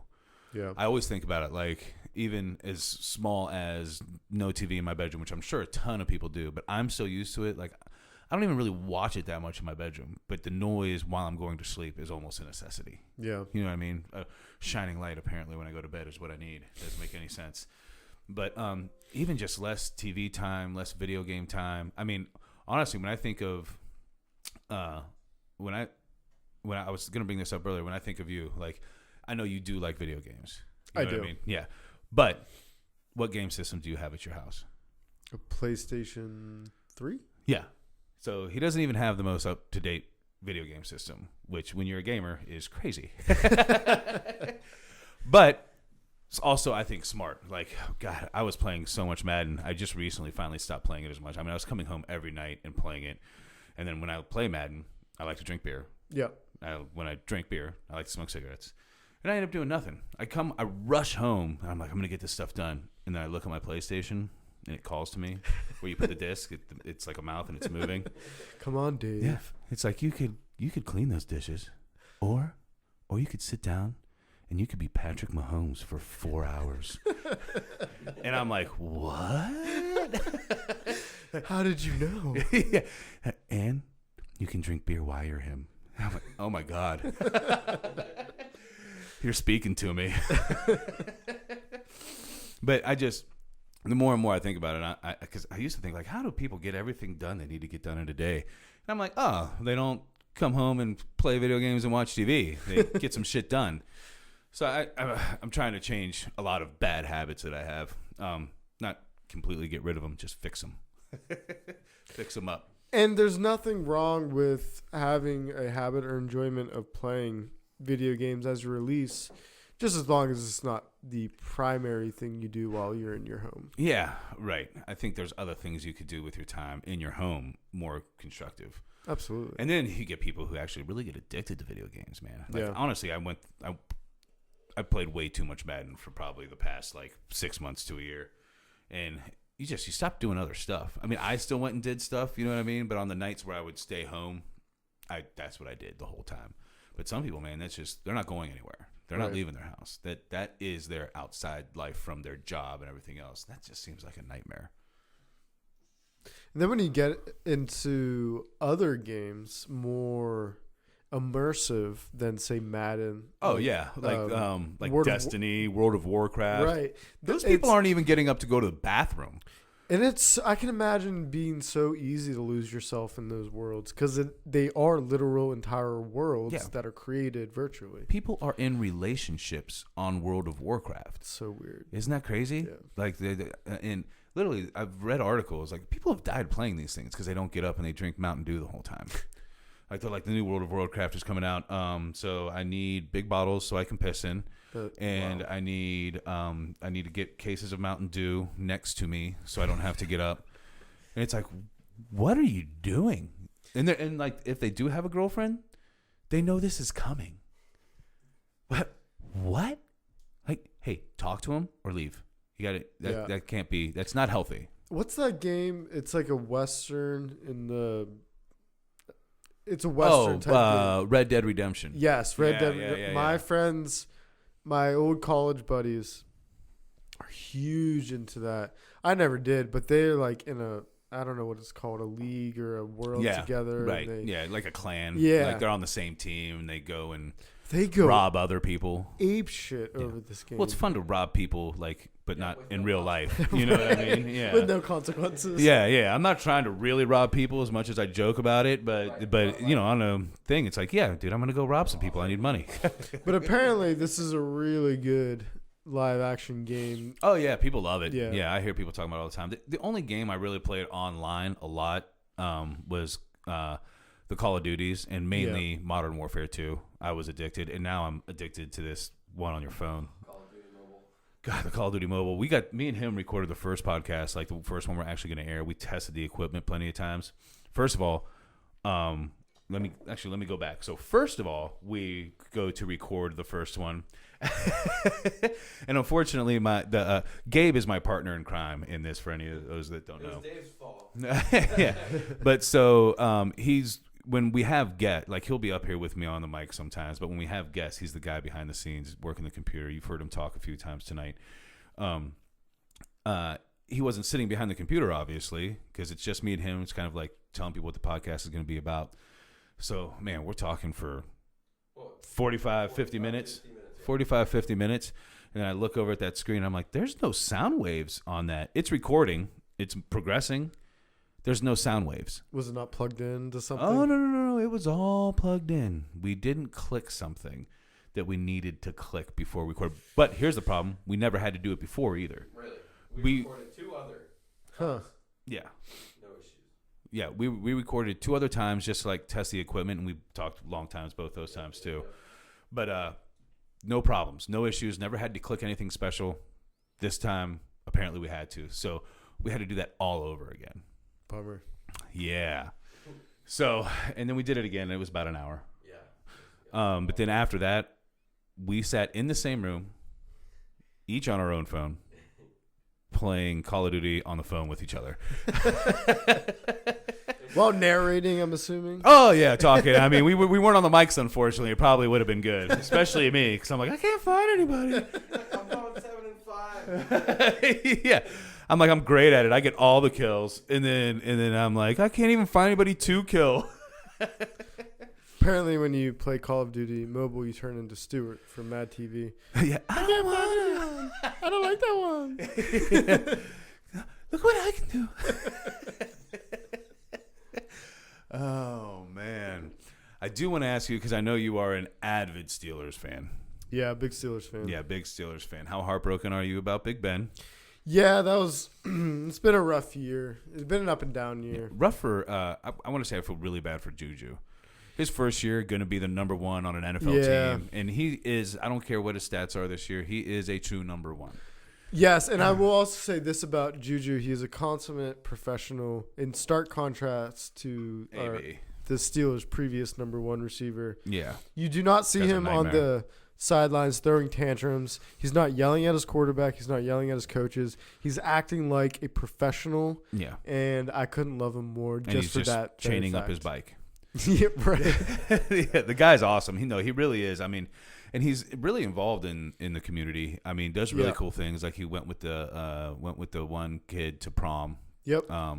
He does a lot of really cool stuff. I love the guy. I think he is something the NFL desperately needed, and I think the NFL itself should highlight him more. Absolutely. And then not to mention James Conner, the starting running back for the Steelers. Came back from a cancer fight. Cancer survivor. Yeah. And is now a Pro Bowl running back in the NFL, which is pretty remarkable. And that's another guy that's really, really easy to root for. Yeah, I'll be perfectly honest, too, with the Steelers. Like, the Rams are my team, as we know, and I've been claiming the Steelers as my second favorite team since I've been here for so long now. All my friends love them, and I've become a fan. But I will tell you what, the Rams are my favorite team, but the Steelers might actually be my favorite organization. Yeah. The main reason being what they've done with why can't I think of his name now? The middle linebacker, Ryan Shazier. Yeah. It's amazing. They still pay him. They don't have to, and they do. They still pay him a good chunk of his salary. And he's still very active with the team. Very active. And Isn't he front office now? I know he helps out with the defense, with the linebackers, in more of a coaching, mentoring, I think that's capacity. more. Yeah. Yeah. And he's still trying. I mean, he's still He's trying to trying make his to come back. comeback. Yeah, which exactly. is crazy. I mean, the dude couldn't walk. And He now, wasn't expected to ever walk again. Yeah. Now he's doing box jumps. I Yeah. mean, assisted right now, but that's crazy. Yeah. You know. And I'm too also a Ohio State fan. So there's, we especially loved Ryan Shazier for his Yeah. Buckeye background, and But so even you- more heartbreaking. But so you when- hate Devin Bush. Well, he's coming around on me. I mean, he's a hell of a player. He is. He's really fun to play with on Madden. I'm going to tell you that. I'm sure he's fast as hell. Well, it's not just that. So in the new one they have superstars. So they get X Factors, what they call it, X Factors. Nice. So if they're an X Factor player, which Devin Bush, if you draft him, he ends up becoming an X Factor player eventually. But they have special attributes, and his is never misses a tackle when using hit stick. So you just like hit stick anywhere. That's and he amazing. tackles them hard. It's a lot of fun. Lots of fumbles. No, I think Devin Bush is the closest thing we've had to Ryan Shazier since his injury. Yeah, I think he'll probably end up being better than Ryan Shazier. Shazier was a great middle linebacker. Don't Yep. get me wrong. And barring the injury, may have ended up being one of the best. He might have been. But I think he will. I think Bush will surpass him just because his career was cut short, and hopefully Probably. it's not permanently short. But even if he does make a comeback and still becomes a great or a good middle linebacker, he'll never be the same middle linebacker he Right. was before. And I mean, to be honest, Devin Bush had a higher pedigree than Ryan Shazier coming out of college. He was a higher pick. He was expected to do more than Ryan Shazier was coming out of college. But he had a rough first couple games this season, but he's really seems to be coming into his own. Yeah. Their other middle linebacker they actually stole from my Rams. Well, they didn't steal him. The Rams let him go. But, Mark Barron. Mark Barron. Yeah. He's a great coverage middle linebacker. Well, wasn't he a safety for the Rams? Yeah. Well, He's no. He was a safety. I don't know if he ever played safety for the Rams, but he Okay. did come from being a safety and move to middle linebacker. Yeah. I don't know if he ever did it for the Rams, but he was a safety. Yeah. I listen to a lot of sports radio in Pittsburgh, and most of the commentators, announcers are really down on Mark Barron. I don't think he's played that badly this year for us. Well, they don't understand what he is. Right. He's not a blitzer. Right. He's not a run stopper. He's a pass coverage middle linebacker. And to be honest, he's not on the field every play for the Steelers defense. He's Yeah. not that base guy. Well, and when you have all these different pass rushers, like, I mean, you have T.J. Watt, you have Hayward, you have Tuitt, you have Bud Dupree. Yeah. You have Devin Bush, who's going Right. to be a run stopper and a pass rusher. He can do it. He can do everything, but right. you're going to need a linebacker that is also dropping in coverage. Sure. That's Mark Barron. Well, it's like you said, sometimes you need to run a nickel or dime defense where you show blitz at that linebacker position, but he drops in the coverage, or just lines up in coverage and trust that he can do it. And Right. I think Mark Barron's that guy. And sometimes, regardless, he's going to get burnt because he's now in a linebacker body. Right. You know what I mean? It's just going to happen. I mean, although a lot of safeties are like those hybrids now anyway. Right. Like last Thursday night was the first time I'd ever been able to watch George Kittle live in a game for San Francisco. Something else. He's pretty good. I mean, he's Travis Kelce-esque. I mean, I think he's another player. He ends up surpassing him. The guy, he's crazy hands. I've seen him make multiple one-handed catches. He'll make a one-handed catch, take a hit while he's doing it, and spin off of it. and then stiff arm the defender with his other hand and yeah. never go down. The- He was playing that entire game on Thursday with a bum knee and never took a play off. It's Yeah, crazy. I believe that. I really do. I also have him in fantasy football, so thank you. Yeah. I got Travis Kelce, so I'm pretty happy with that. Yeah, and it didn't.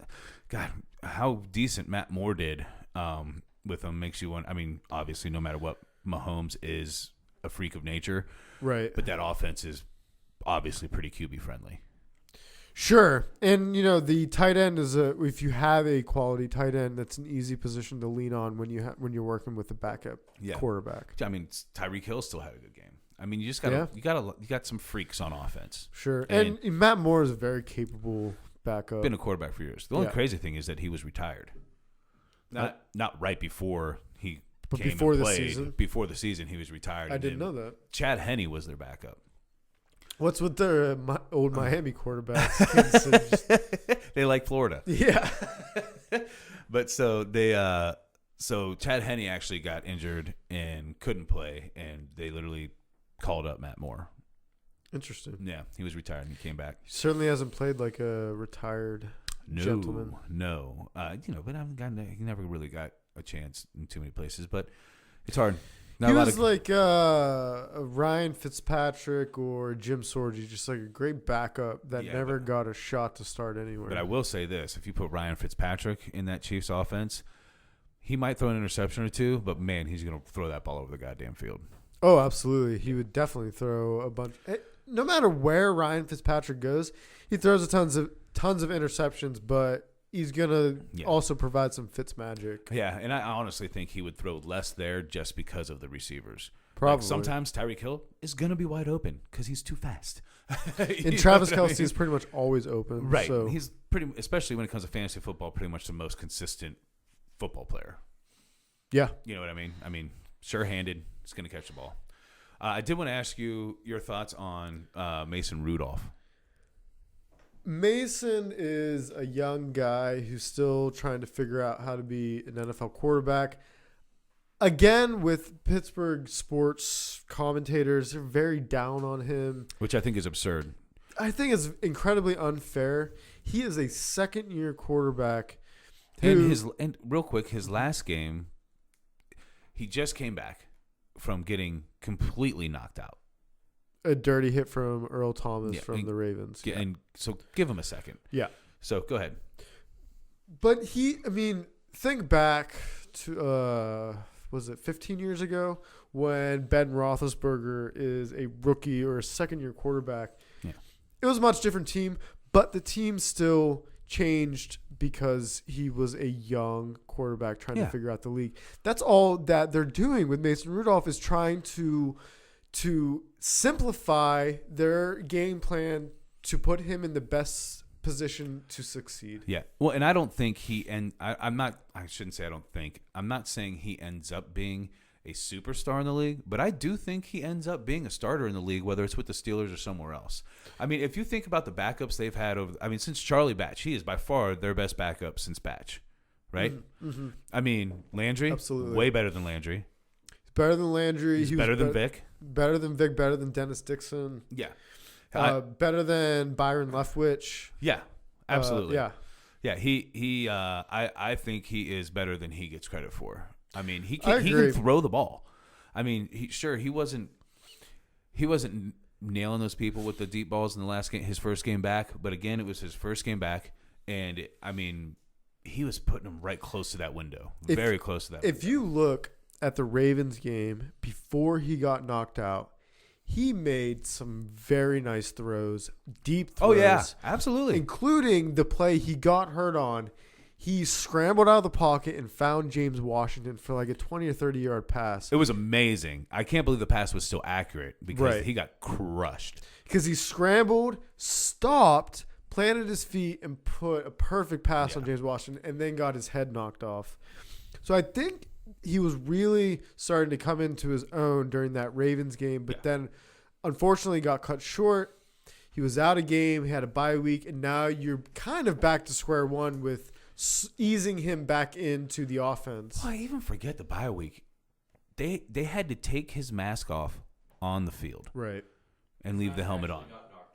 What's that? It didn't get knocked off. He keeps trying to say that, but they had to take it off on the field. It was a very serious hit. I mean, he was out cold. You could see when he went down. I mean, he was not moving. I think his one arm was stiff for a minute. To be honest with you, that's how knocked out he was. And the players were kept trying to shake him a little to wake him up. He was clearly not conscious. Knocked unconscious. How about let's give the guy a game or two to get over the fact that he got knocked clean out, because it doesn't happen to a lot of quarterbacks. Exactly. Because you're not allowed to hit him.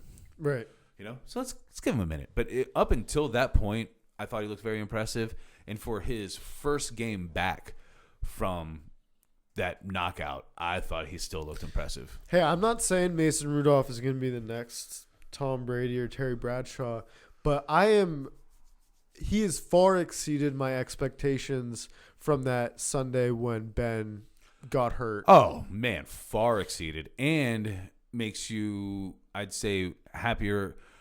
Not happier, but more optimistic about the future than previous years with other quarterbacks. Absolutely. I mean, Landry didn't even find another team. He's going to play in the XFL. He was the first person they signed. Right. Which is hilarious.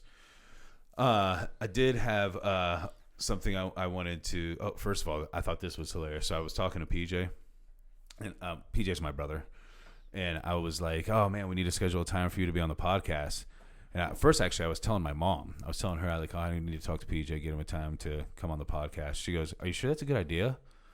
I said, yeah, why wouldn't it be a good idea? And she goes, you two have the exact same voice. That is really true. It is. Like, who the fuck is talking right now? Right, because it's literally, like some people say, oh, we sound... No. We have the exact same voice. We look incredibly different.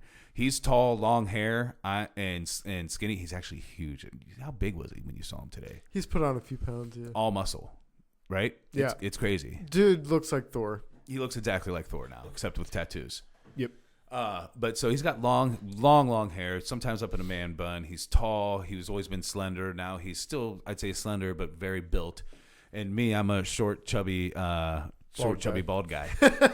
But our voices are exactly the same, so it would be very confusing for people. I think it would only be good when we have the camera working and we're on YouTube. It'd be just as confusing if me and my brother Will tried to do a podcast together. Yeah, you guys do have very similar voices as well. But man, I didn't even think about it. I do still very astute, Tammy. Thank you for that. Yeah. Seriously, because we might have to maybe one of us will talk in a fake voice. I don't know. But I did want to tell you that because I thought that was hilarious. I meant to tell you earlier when you came into the pizza shop. The other thing I wanted to bring up is your uncle, Dave Morgan, who I love him. For those of you who don't know, I run Vicelli's Pizza Shop here in Steubenville, and he is an everyday customer. He's a great guy. And I've told you this story before, but I did want to go ahead and put it out there on the air. So I was in Adam's wedding. I was like, maybe when he was up there, giving the vows and doing all that stuff, I was maybe 2 people to his left, maybe 3 people to his left. Yeah. So his uncle, once I started working at Vicelli's, his uncle's in there all the time. So I'm like, oh yeah, I'm really good friends with your nephew, Adam. And he was like, oh really? He goes, how come you weren't at the wedding? I was like, I was wearing the same clothes and standing up there when he was, getting married. I was right there. And he was like, really? And not that everybody should remember me, but I do have a bald beard, glasses, and it's a fairly definitive beard. Well, isn't it funny what you notice as a human being? So my wedding was before you worked at Vicelli's, and probably before my Uncle David went to Vicelli's every day. Yeah. Fast forward how many years, David goes to Vicelli's every day and sees you every day. Right. And he just doesn't make that correlation because my wedding was before he knew you as the Vicelli's manager. Yeah. But I thought that was so funny. Oh, how come you weren't there? What? Oh, yeah, I was there. Yeah. Dancing in the rain all night. I didn't have any shoes on. So next time my Uncle Dave comes in, know that he's a big Star Trek fan. Oh, really? So if you ever want to talk to him about Star Trek. Which branch off? So he's an original Trekkie, like my father. So what's his name? Shatner. Yeah, so original, Next Generation, Deep Space Nine. Voyager. Next Generation's my favorite. Yeah. He is not a fan of the new movies. Which is crazy to me. I love them. I'm not even going to lie. I love them too. Yeah. His problem with them is that he thinks that... The guy doesn't talk like this is his problem. He thinks with the plot line, with the going back in time to change the history of the Star Trek universe somehow soils everything that happened before. No. But my counter argument to that is, how many times through all the series did they visit parallel dimensions? Yeah. So this is just one more parallel dimension happening in parallel to the one with Shatner. It's actually a key point to the movies. And that's what I love about the movie so much is that they explained it so well. Yeah. I don't know why Dave can't get behind that. Spoiler alert, and to be honest, if you haven't seen any of the Star Trek movies, I don't even care if you hear this and are mad because there's a spoiler alert. They've been out forever. Get a life. They've been out for quite a while. I shouldn't say get a life. Lose a life because you need to go watch some movies. Become a Trekkie. They're great movies. Yeah. Get some cases of Mountain Dew. Right. I said... I just told people to get a life and watch more movies. What kind of oxymoron was that? You know, that was absurd. But they've been out for long enough that this is not a spoiler alert. But there are 2 Spocks in it because they're separate timelines. You know, or separate parallel universes, or whatever you want to, however you want to phrase it. You know what I mean? So it's explained in there. So I love your uncle. He needs to get over it. Right, exactly. Not even without that like clear explanation in the movie. How many times in Enterprise, Voyager, Deep Space Nine, The Next Generation, and the original series did they jump through the looking glass and experience those alternate timelines? So even without that explicit explanation in that first Star Trek reboot movie, there is precedent to how multiple timelines can exist at once. Right. Yeah. Pretty much in every science fiction thing ever. Right. Not even just science fiction. I mean, some real scientists are trying to prove that all those different timelines and alternate realities are a thing. Right. I mean, that was the entire plot line of Endgame was that alternate. Oh yeah. Absolutely. So obviously we do know a little bit about Star Trek, but we don't. I feel like none of us here. Well, he doesn't watch movies, so. I'm not a Trekkie. I'm too young for it. The movies are new. I've seen all of. Oh, you've seen the new ones? I've seen all of the MCU except for Captain Marvel. Oh, you did see all the MCU? Captain Marvel's really good. You should really see it. It was good. Yeah, one of the side characters is one of my favorite characters in the whole MCU universe. Which one? The Skrull. Oh, the main Skrull. He's hilarious. Yeah, so funny. Actually, I was in gonna the Flurkin. Yeah, that's one of the best things. It's Great. so funny. Yeah, I don't want to give too much away about that one because he hasn't seen it. I don't care about the rest of you out there. But pretty much everyone in the movie was terrified of the Flurkin, and it is a great character. It's a great character. You should definitely see it because it's puzzling at first. But I would imagine the rest of us are Star Wars fans. I don't know. Are you a Star Wars fan? Yes, but not the originals. No, I just haven't seen them. Yeah. Oh, you just haven't seen the originals. But have you seen the new ones? So you're not a Star Wars fan. You don't know anything about it. I want to be. Oh, okay. Like I'm getting Disney Plus and I'm watching them all. That's a great idea. I cannot wait for Disney Plus. Yeah, I want all that. And they also own Hulu now, basically, because they bought the majority. I'm getting the big bundle. Crossing my fingers that Hulu Plus comes with it. Yeah, did you hear about this? Mm-mm. There's a bundle package you can get now. So you could pay $60-some for the year of Disney Plus, which I don't understand why you'd make a monthly payment when you can just pay $60 all at once. Yeah, that's not bad at all. That's what, $3 a month? Yeah, something stupid. But so they're offering a package because they own ESPN and they own Hulu. You know what I mean? Yeah. So they're offering a bundle package of all three for. Do you know how much it is? The bundle package? No, I don't. It's probably between $10 and $20. Yeah, but you get all three. You get ESPN. You get ESPN Plus. You get Hulu. And did you hear what they're going to do with not Marvel and Hulu, but the Disney Stream and Hulu? So all their more family-oriented stuff, and I'd imagine even still like Thor Ragnarok, all the basic MC Universe movies will be on there. But then stuff like Deadpool will be on Hulu. Oh, okay. All right, and I'm really hoping they bring back the Punisher series because that was the best. That was the best Marvel thing on Netflix. Yeah, Punisher was good. I didn't actually watch the second season, but I really enjoyed the first season. Yeah, it wasn't as good as the first season, but still phenomenal. That was the perfect guy to play Punisher. They've made a lot of Punisher things, and they were not as good as this by any means. The only thing I saw in the previews of season 2 of the Punisher was I can't remember the villain's name. Jigsaw. Mm-hmm. His face was barely messed up. Yeah. From the previews, and from the injury that he received at the end of season 1, should have been completely fucked. And in the comics, it's really crazy. Exactly. Yeah, it looks like patchwork all over his face. Yeah. So I never watched it, but I did notice that in the previews. Yeah. Was disappointed in that. When you watch it, I mean, it does look pretty bad in the movie. I mean, it's probably still not as bad as it should be, or in the show. It's probably still not as bad as it should be, but it's pretty bad. Dude, speaking of Star Wars, we started on this. Oh, yeah. See previews for The Mandalorian. Yeah, I can't wait. It looks so fucking I can't good. wait. I'm sad that the whole movie saga is ending, but I can't wait for all these little side steps. Yeah. Because honestly, oddly enough, I mean, besides maybe the original two, God, I might even rate it up there. Rogue One was phenomenal. Rogue One was the best new Star Wars. Oh, by movie far they've with the made. best out of the new ones. I Yeah. mean, honestly, those last three before the three we're currently in were bad. Oh, episodes 1, 2, and 3. You mean? Yeah, Fucking awful. so bad. I liked Hayden Christensen as Yeah. Vader was the worst thing I've ever seen. terrible. And I don't hate him. I've seen him in things Yeah. that I enjoyed. I don't know if I've ever seen such bad acting in my life. Really bad. Yeah. And not just acting, but writing. It Oh was- yeah, the writing was bad too. Yeah, it was poor. So I- we're like some years removed from that movie. Yeah. Who would you cast? Honestly, I don't know. I don't typically think like that. Honestly, I probably at the time didn't think it was a bad casting. Right.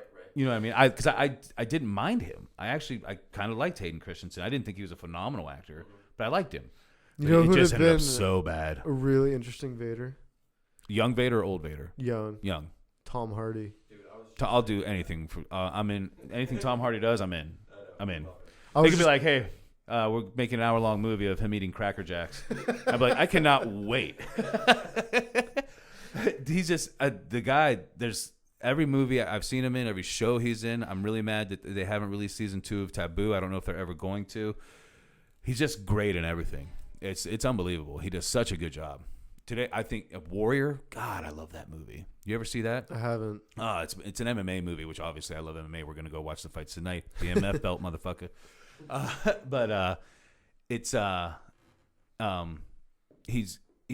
he plays an MMA fighter in there. He's actually an ex-Marine, PTSD. He's trying to get money for these people, and he just has to run through the whole competition. He's a badass. Great movie. Go watch it. I'm not going to go too far into that. But actually, what I wanted to get into is I want you to turn up the volume on this TV. okay. Pretty loud. So have you guys ever seen Death Star Cantina? I don't think so. Is that a short? Or? Yeah. It's you look it up on YouTube. We are not on YouTube now, so they can't kick us off. I'm guessing this is different from Jabba Hutt's Cantina and the band. Yeah. No, this is so. Have you ever heard of? Why can't I think of his name? The cross-dressing comedian from England. Shit. Cross-dressing comedian from England. Yeah, he's awesome. He's hilarious. He's a really funny British comedian. He's awesome. I love him. Wow, I can't believe I can't think of his name right now. Look up like Death Star Cafeteria. It'll come up like almost right away. God, what is his name? Eddie Izzard. Oh, okay. Okay, so he has this comedic skit that that he does on stage about if the Death Star had a cafeteria, basically, and this has Legos acting it out. That's pretty good. I see it there. Yeah, Eddie is not that one. not that one, the one with the Legos. But there he is. I told you, he's a crossdresser. He's so funny. Eddie Izzard is quite funny. Yeah, you might want to see if we can let's see how loud we can get this. There we go. There must have been a Death Star canteen, yeah? There must have been a cafeteria downstairs. In between battles, where Darth Vader could just chill and go down. I will have the penne alla arabia. You'll need a tray. Do you know who I am? This is not a game of who the fuck are you. For I am Vader. Darth Vader. Lord Vader. I can kill you with a single thought. We'll still need a tray. I will not need a tray. I do not need a tray to kill you. I can kill you without a tray, with the power of the Force, which is strong within me. Even though I could kill you with a tray if I so wished. For I would hack at your neck with the thin bit until the blood flowed across the canteen floor. Now the food is hot. You'll need a tray to put the food on. Oh, I see the food is hot. I'm sorry.